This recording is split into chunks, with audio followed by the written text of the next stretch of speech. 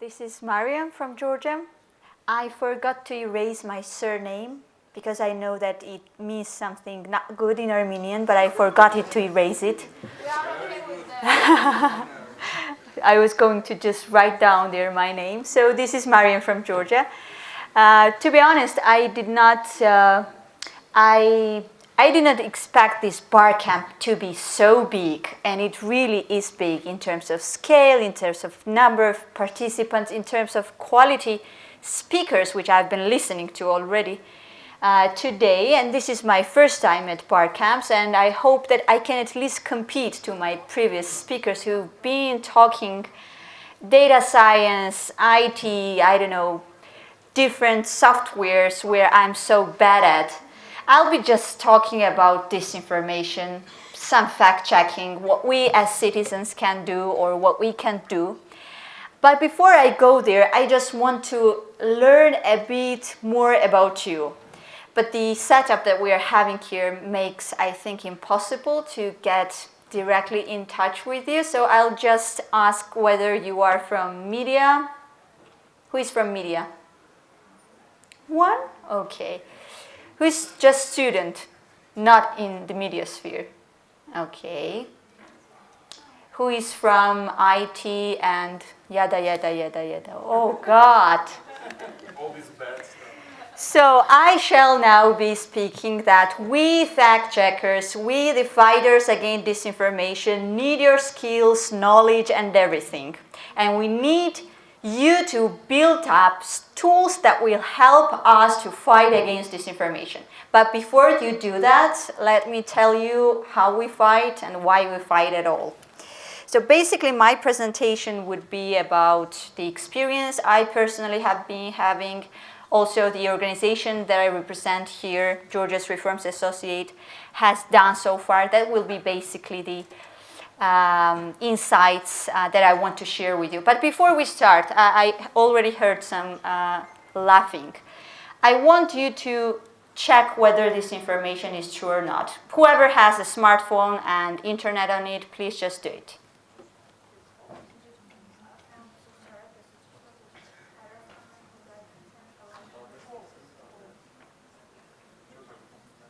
Of course, when a fact checker is having a presentation and brings a screenshot from a website and asks whether it's true or false, of course it's false, but the interesting story is why is it false? So I'm not going to take much time from you, and I will tell you that actually this was really written on one of the Canadian websites, but actually this website is a satirical website, but one of the Georgian mainstream media outlets translated this story without checking that this concrete agency was a satirical one.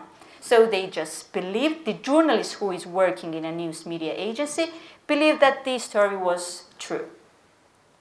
So this is a funny one. But at the time when the COVID was, at its peak, it was not funny at all, because people started to believe that, oh, this pandemic-related mortality is invented, is not true.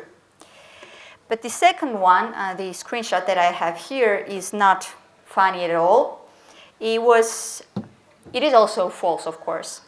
In reality, the First Lady of the United States was holding a paper on which it was written, "Bring back our girls." And that story was related to Boko Haram's terrible things that they have done in Africa, but nothing to do with Donbass and with the current war in Ukraine. But Russian trolls and bots do this. So, let's begin this. When we talk about disinformation, and let me tell you that nowadays everybody talks about disinformation. You would not find a single conference in Brussels, in Washington, in Tbilisi, in Yerevan, and this is the proof of it, that at least there is one specially designated session on disinformation. And this has its own reasons, arguments, and evidence. But before we go to the malign effects of disinformation that makes me stay in this fight against disinformation, I want to give you just some brief points about buzzwords that we will be hearing today. So these are disinformation, misinformation, propaganda, fake news. Then on the next slide I have malinformation. So this is a never-ending story. Basically we are talking about lies. And these lies get more detrimental when there is a concrete malign intention behind these lies.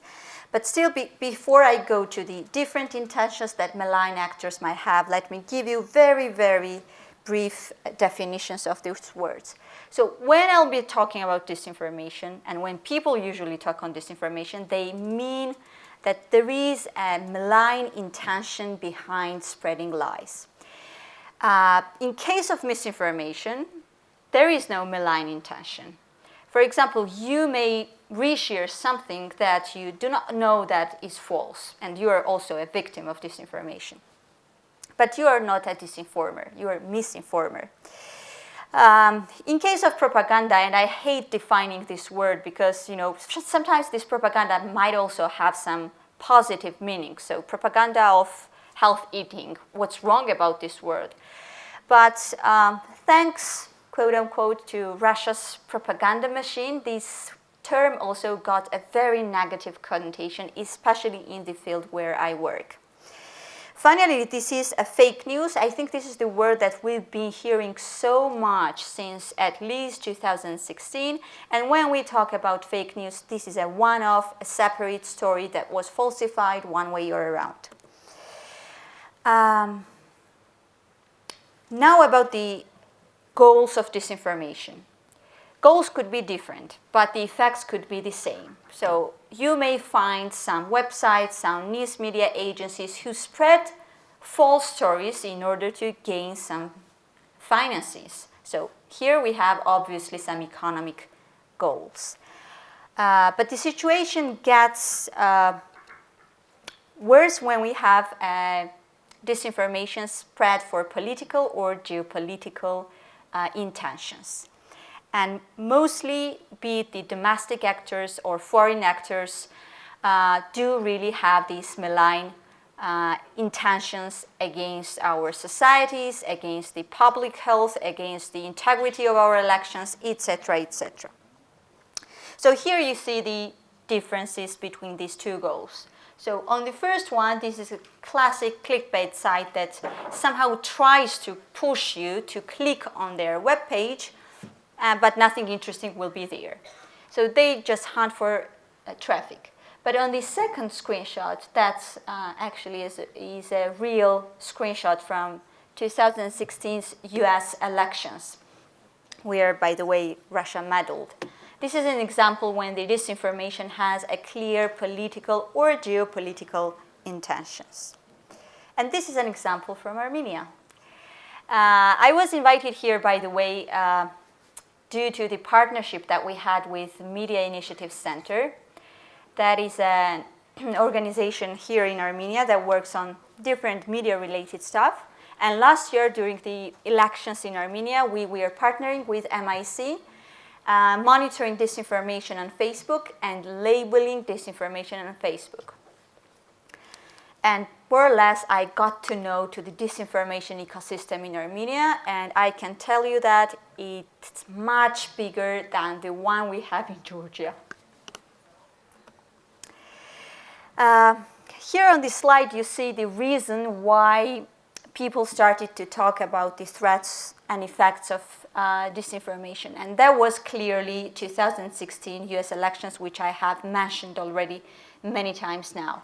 And here on this graph, you see that in the end of the elections, much more people were interacting with fake news rather than mainstream news, where you mostly have much more objective information, fact-based information. So this is the picture from the United States of America. And this is the picture you will get if you have this similar research either in Georgia or in Armenia or in any other country. Before I came here, I thought that the audience would be much smaller, so I wanted to ask you a question whether, and to share your personal stories, whether you have ever believed in disinformation, But right now, I will just ask you to raise your hand if you have ever shared, liked, or believed in disinformation for a moment at least. Yeah, cool. Before I get to the serious stuff, I want to share my personal story to you. And you should know that I've been in fact-checking for 5 years already now, also doing some research on disinformation at a similar time. And when pandemic started, and when we all got to Zoom working, I remember myself sitting at my home after Zooming entire day. I was watching a mainstream TV outlet in Georgia and one of the most popular talk shows, evening talk shows. And the TV anchor announced that he would share with the audience a list of recommendations that can help us not to get infected with COVID-19. And it is the very early stage of the pandemic, so even scientists do not know whether they will be capable of inventing a cure against COVID-19, whether we would be able to get our vaccines and somehow protect ourselves. So I was really scared, afraid of future, and so on. And the list of the recommendations that this TV anchor aired including drinking hot water as often as possible, which meant he made a concrete time slot every 20 minutes. He also said that products rich in zinc, like avocados, is really helpful, and you might not get COVID-19 if you eat lots of avocados. And even though I've been in this field for 5 years, 5 minutes after listening to this speech, because I believed in this guy, I ordered online half kilo of avocados, and during watching this TV show, I drank 4 cups of tea. And only after the show ended, the fact-checker soul was awakened in me, and I told myself that, oh, it was bullshit that I did. But why I told you this example? Perhaps not about yourselves, but about your parents, about your cousins, about your neighbors. You should always remember that, there will be always a person who will fall victim of disinformation. And if you're there, if you're capable of helping out or giving some recommendations that will help them to fact-check whatever disinformation they have come across their newsfeeds, that would be a big plus, not only for your neighbors, but for the entire country and entire public good. So why we shall fight disinformation? Because disinformation kills, and COVID-19 related disinformation has really proved that this is the disinformation that really has a cost of human life. So here you have different screenshots. I believe in your native languages you've seen hundreds of Facebook posts that contain similar stories, that it's Bill Gates and Soros who are running the pandemic, that there are chips, devil signs, beast signs in the vaccine, so we shall not get vaccinated. Or if we get vaccinated, then we would not be fertile, so there will be no Armenians and Georgians anymore in the South Caucasus. But the impact of this disinformation in case of my country was really drastic. First, we saw that in the public opinion polls that 47% of the population was saying that they will not get vaccinated. But the worst picture arose when the massive vaccination started, and up until now, the results what we have is 35% of Georgians are vaccinated, while the goal of the government was 60% of the entire population. I guess the more or less similar situation might be here in Armenia. And of course, it's always very difficult to say that there is a causal relationship between disinformation and, for example, low rate of vaccination and therefore mass death of Georgian citizens due to COVID-19. But what we can at least say, and that was already proven by different peer-reviewed scientific research articles, is that there is different correlation between misinformation and the vaccination rate. For example, here you see the results from one of the research papers that was done in UK and United States. And more than 40% of participants reported that they would not take vaccines after learning this misinformation. That vaccine is altering our DNA, that 97% of corona vaccine recipients become infertile. So these are the messages that really impacted on our citizens, and they have not been vaccinated. Of course, I would not be able to talk today without talking about Putin's war in Ukraine. And the reason is simple. This war again proves that the effects of disinformation can be detrimental. This is perhaps not the only one, but one of the fewest wars that was started based on disinformation. And this disinformation sounds as follows: that Ukraine is run by Nazis, that Ukraine has been committing genocide against Russian-speaking minorities in Ukraine, that Bucha, for example, was orchestrated by Ukrainians themselves with the help of the Western politicians, that Russia is conducting a special military operation and not the war, that sanctions are detrimental for the West, not for the Russian Federation, that this is also a very prevalent message that has been floated by Russia, both in Georgia and in Armenia also. I think I have much more time, but still. Okay. So these are the messages by which Russia started the war against Ukraine. So disinformation is not a, ha ha ha, yada yada thing. It's a really serious thing based on which even wars were started in front of our eyes.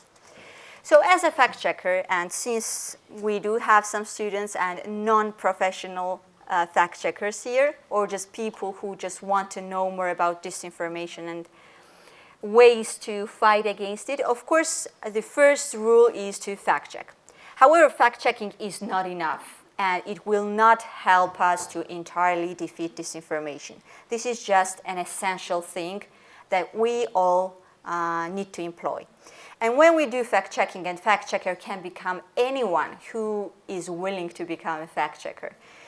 And for this, you need just to start questioning information that you get on your news feeds, on your TV screens, and so on. And here are very simple, very basic rules how to do it. Just learn about the source that you're reading and watching. Learn about their About Us section, who they are, who is funding, what is their mission. Also, especially when we talk about disinformation spread on Facebook, it's important not to trust headline, to click the site, and to read the entire article. Because you may find out that the headline is entirely different than the main text of the article.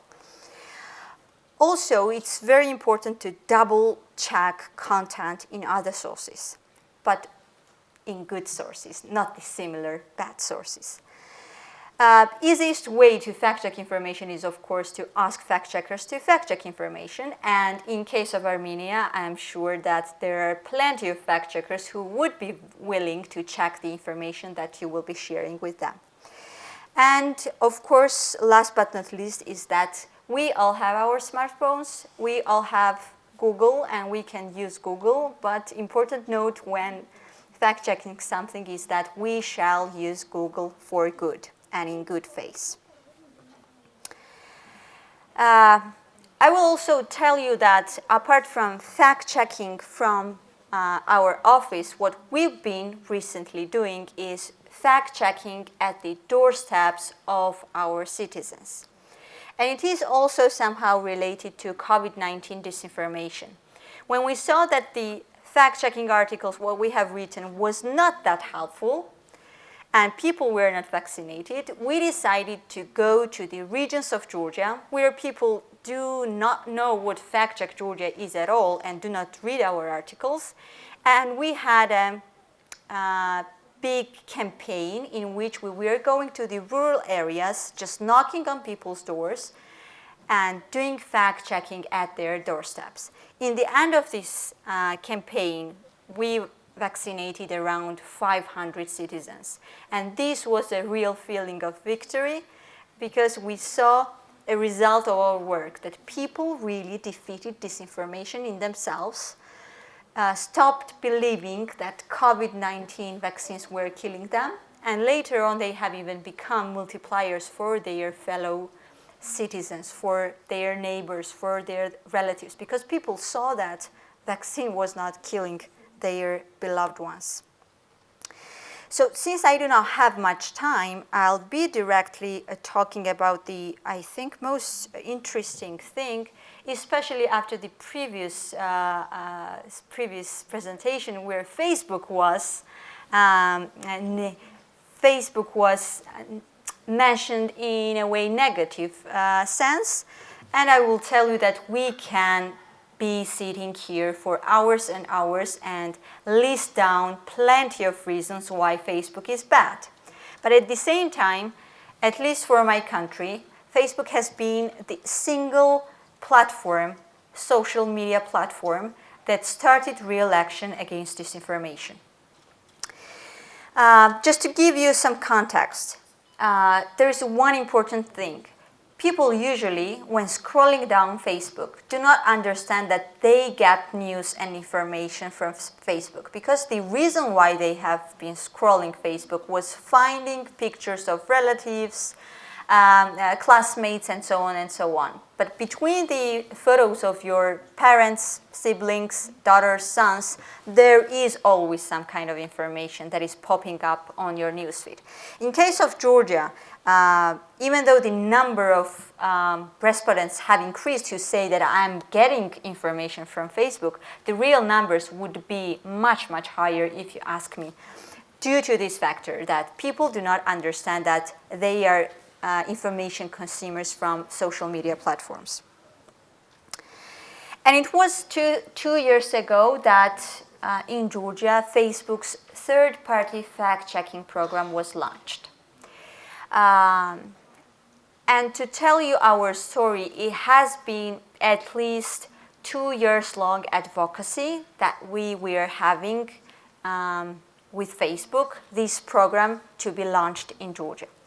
Because you need a political will from Facebook's side, you need something special about your country, Facebook, to decide that this program needs to be activated.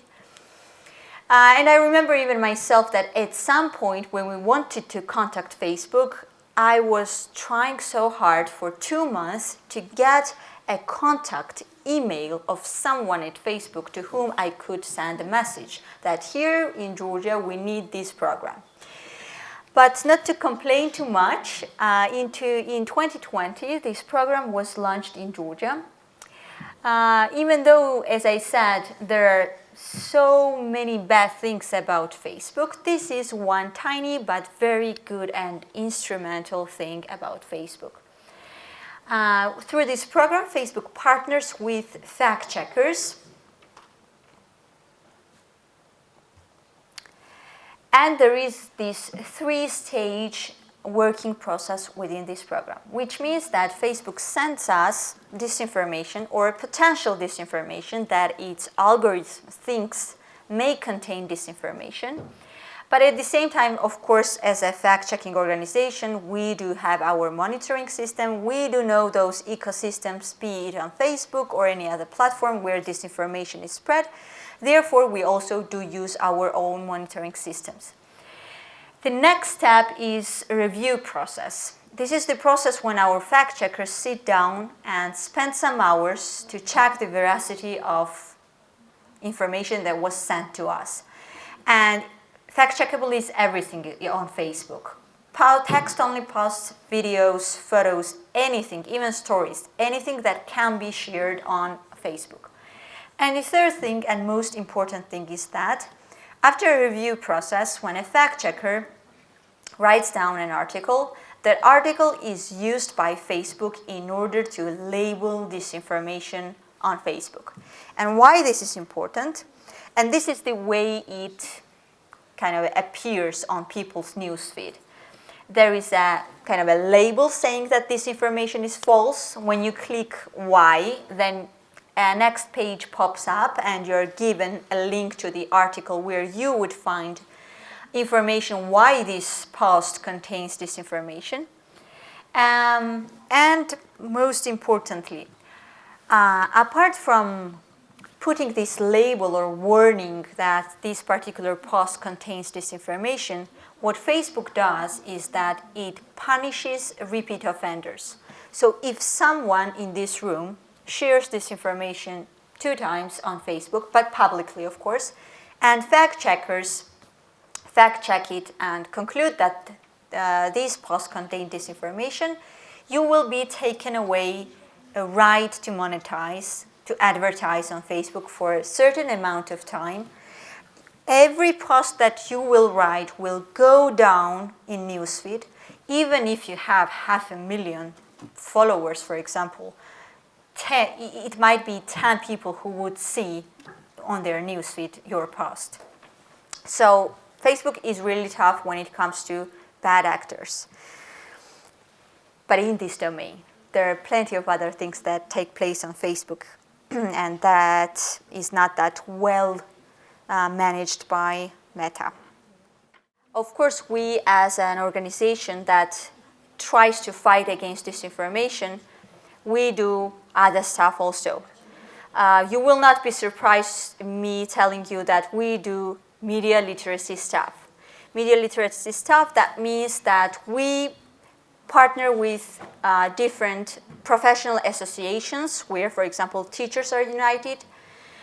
We do have different trainings, workshops for schools, for students, etc. But again, this is not enough. And if here was many organizations who would be working on these topics, they would definitely agree with me, I'm pretty sure. But how to fight more effectively against disinformation? This is perhaps a $1 million question.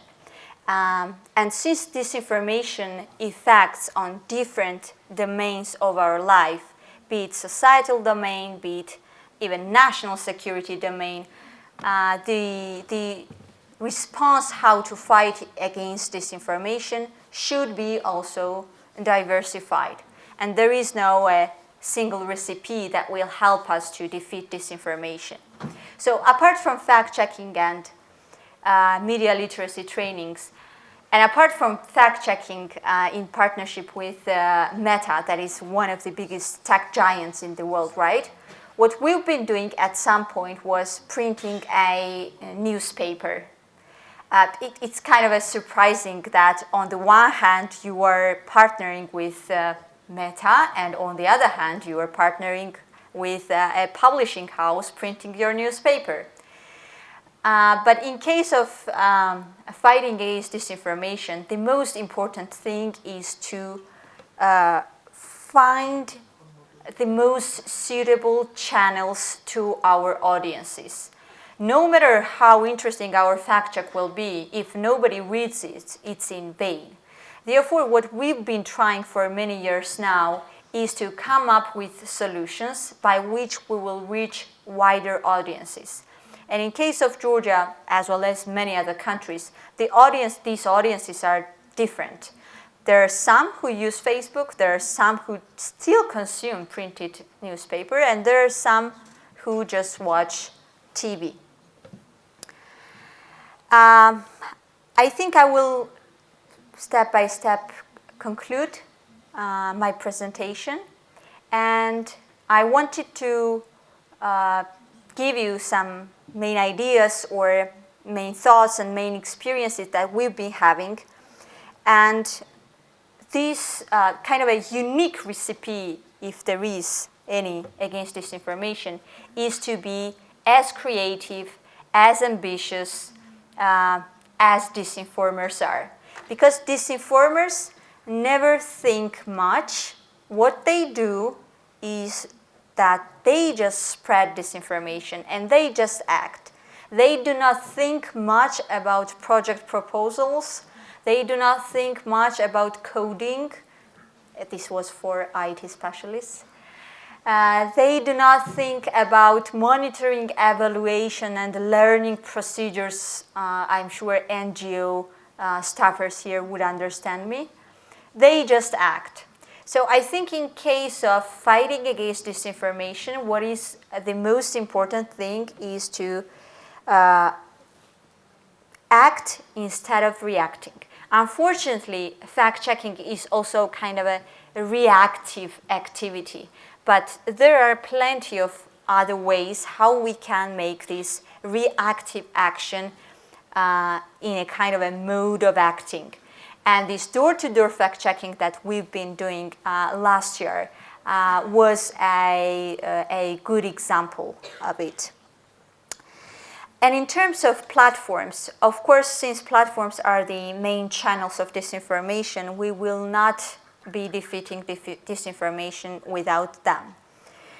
And for the fact-checkers, perhaps, who are absent from this room, but still, maybe they will watch this recording later on, the most important thing is to remember that those platforms, be it Meta's Facebook or Instagram, be it YouTube, Google, TikTok, or any other thing, these platforms are the ones who need fact-checkers because fact-checkers are the shields who protect their platforms, who protect them from policymakers' criticism that they have become only channels of disinformation and they are not doing anything against that.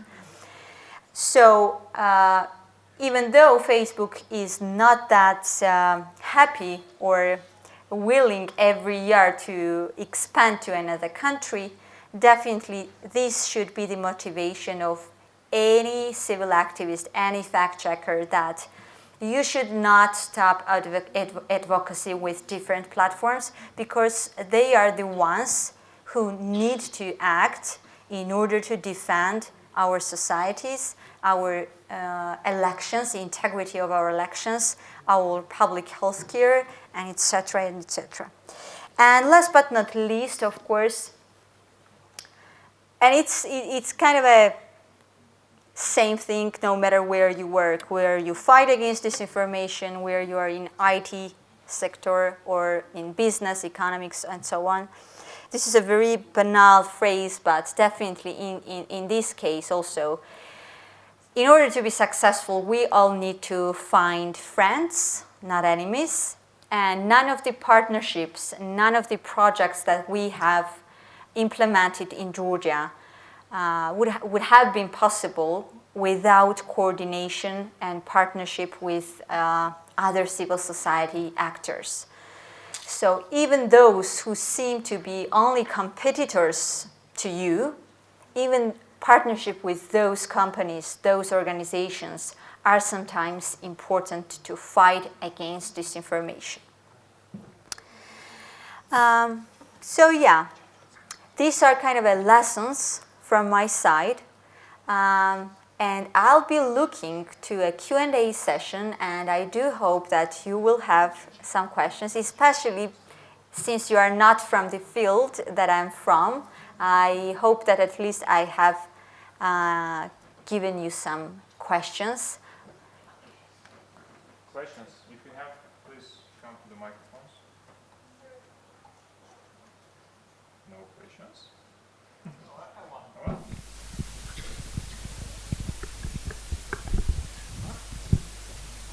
First of all, thank you very much. It was a really interesting report.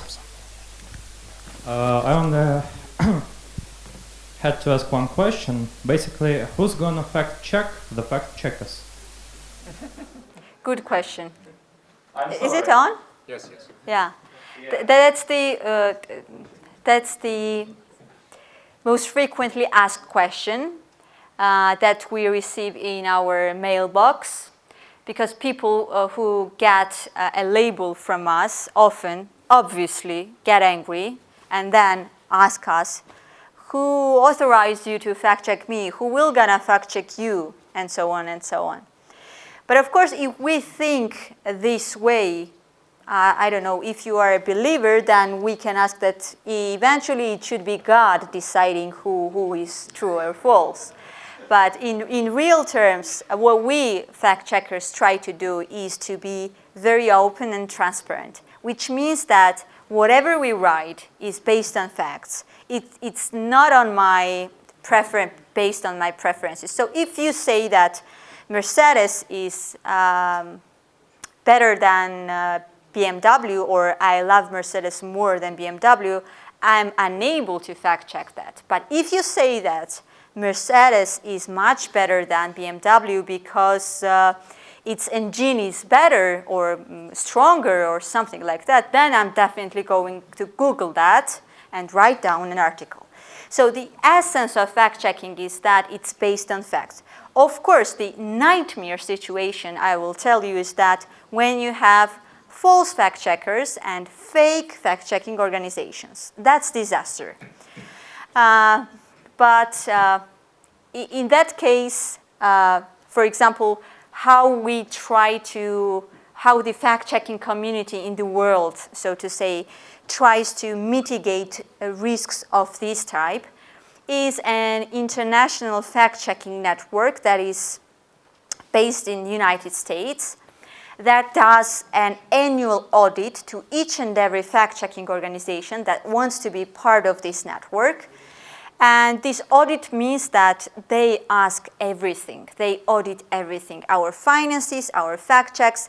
They even request examples of corrections from our side. What is correction? Correction means that when fact checker is false or has written something in a wrong way, then we as a truthful and loyal fact checkers do make a very transparent correction, saying that we are not true, this was a lie, this was a mistake, and this article was updated.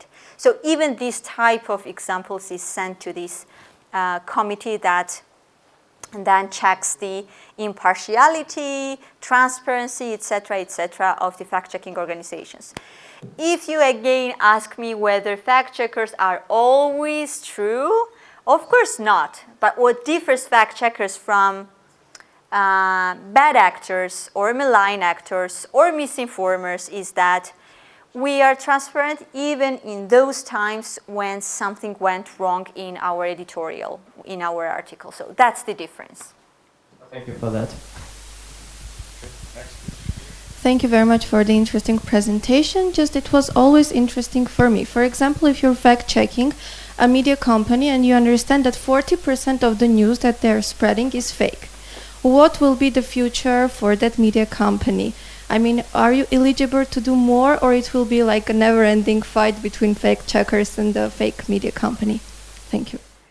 Yeah, usually this fight is eternal. It seems so to me. In these 5 years of working in this field, yeah, I think that it's never ending. No matter how much you fact check, how many fact checks you will write. I remember myself and my staff sitting in the office during COVID-19 pandemic, and we were saying it will never end. Or if COVID-19 will end, I think disinformation will also end, because it was so crowded. I mean, information all around was filled with these conspiracies and falsehoods about COVID-19. But then, even though COVID-19 related disinformation decreased because the pandemic is more or less over already, there are new stuff on which disinformers again started spreading disinformation. And it's a funny fact, in case of Georgia, anti-vaxxers, anti-LGBT disinformers, Russia propagandists, those who criticize Ukrainian government, these are the same people. So we're talking about a small chunk of the people who do spread disinformation on everything. In case of institutionalized media outlets, even TV outlets, if your question was implied, at least established TV outlet, in that case, of course, apart from naming and shaming, apart from fact-checking, there is not much that we can do. In case of Facebook, for example, and I think it is the same in Armenia also, that media outlets also spread their information, their links, their shows on Facebook, right? In this case, of course, with the help of this third-party fact-checking program, we can definitely sanction and punish those repeat offenders. But of course, we cannot shut down, and we shall not shut down those TV outlets from our TV screens, because that has never been a solution.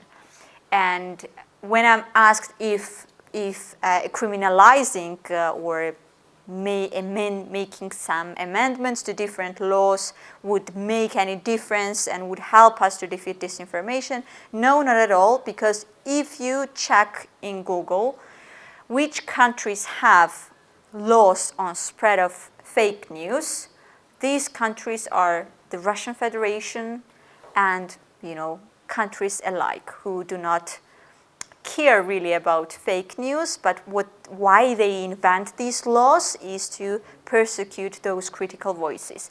Therefore, we cannot do anything about media outlets who spread disinformation. We cannot prohibit their broadcasting. What we can do is to work with other citizens, they to turn on different TV channels. We to increase somehow and help our neighbors, as I said, relatives, everyone, to be more critical and not to get and receive any information for granted without questioning. That's the solution. Thank you. Thank you for your presentation. So my question is, do we have enough fact checkers to fight significantly disinformation? Or maybe how many fact checkers we need to fight the disinformation? Is it even possible to fight this 100%? I cannot talk about a number of fact checkers that we would need. I can answer your question this way. If disinformers spread 1 million false stories, we should at least spread 1 million plus 1 debunk article, as well as 1 million plus 1 true story. So that's kind of an answer.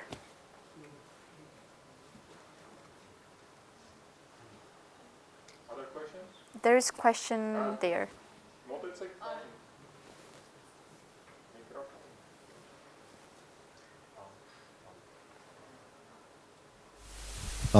Okay.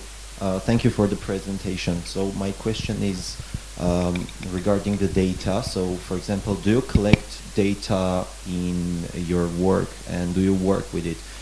Specifically, like, do you gather information about the disinformation that gets, or what kind of disinformation do you get? And like, have you ever found any patterns that are repeatable, and can you get to the core of the problem? So instead of just trying to fight it, try to solve the problem itself. Or I know it's not impossible to solve in general, but maybe there can be some points that you can work towards. Thank you.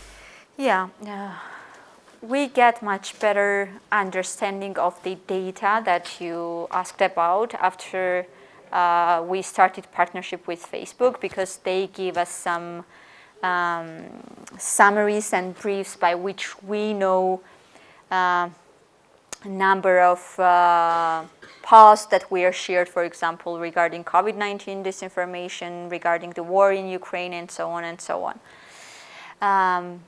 But the part of your question where you talked about the fighting, not the result, but the reason, I guess that's the most important thing. And definitely fact checkers work, and Facebook's third-party fact-checking program will never solve the reason, but will be always focused on curing the results. But the question you asked brings me to the other stuff that both my organization as well as some of our partnering organizations in Georgia and not only have been doing, and this is again related to Facebook. In case of Georgia, in the past few years, we've been seeing inauthentic and coordinated actions by malign actors. And what I mean here, for example, disinformation was spread by interconnected Facebook accounts, groups, pages. And there is a special policy on Facebook that this type of action is prohibited. That's why it is called inauthentic and coordinated, because the users did not have real names. They were lying and deceiving their audiences. For example, there was a page named Good Weather that when somebody clicks and likes the page with the name Good Weather, you expect this page to be writing about weather, sun, maximum flowers. But in reality, these type of pages were posting content related to politics. In reality, they were created in support of one or another political party in Georgia. So this was a more homegrown disinformation network rather than foreign-sponsored. And in that case, there is a possibility to fight against the reason. These networks were later on, upon many work from different Georgian NGOs as well as Atlantic Council's digital forensics labs, in-depth research and investigations, this data was handed over to Facebook. They studied more and they found out that these groups' pages and accounts were not authentic and they were acting in a coordinated manner. Therefore, those networks were deleted. But did it cure all the evils in our societies? No, of course not. But at that point, that was somehow mitigated. And we do not see that big networks right now in Georgia. Of course, some minor attempts are, but the way they worked in the past years, it's not the case anymore. So there are some ways in which we can fight the reason and not only the results. I think there was a question in the back. Or If it's a question and it's the last one, please. Hey, I have a question about fact-checking, and you have mentioned about Googling. My question is that there's an old saying that if you are searching your symptoms, you are not checking your illness, you are just checking which illness has better SEO. So the question is how you make sure that those results that you have researched are valid. How do you check those facts? Yeah. Especially when it comes to widespread disinformation narratives and messages. And believe me, there is no disinformation that you have come across on your newsfeed and it has not been somewhere else already. I'm not talking about, of course, domestic disinformation narratives, whether Pashinyan is, for example, controlled by George Soros or something like that. No, it's only in Armenia where you would find narratives of this type, I guess. But when it comes, for example, COVID-related disinformation, Russia war-related disinformation, many other things, conspiracies in general, Soros running the world, etc., etc. These are the myth and disinformation pieces that have been already many times fact-checked by others. And tell you more, even Google is trying and is doing some stuff in that regard, that when you type these words, only good sources come up in the first row, in the first several pages. But of course, there could be a chance where you Google something and you go and dive in a much worse conspiracies. In that case, there is no other recommendation from my side to everyone than to check well the source of the information. So if a website tells you that it was created in order to defeat globalists who want to control us, and then you're Googling something whether George Soros is really controlling the world or not, of course, if you check this information on that side, who is fighting against Masons, globalists, and so on, you should know that you will not find true stories there. But the question you asked is important, and yeah, I'm asking that myself all the time, that when you have that bias that you believe that source is running the world, of course you will read the site that confirms your bias, not the other way around. That is why we really need to talk to the ones who are prone to disinformation, who are susceptible to disinformation. And Google is not the magic recipe by which someone can defeat disinformation. I don't know if I answered your question or not, but I'll be here and we can chit-chat at a later point. Thanks everyone for being patient and for listening to me. Wish you a great Barcamp. Thank you.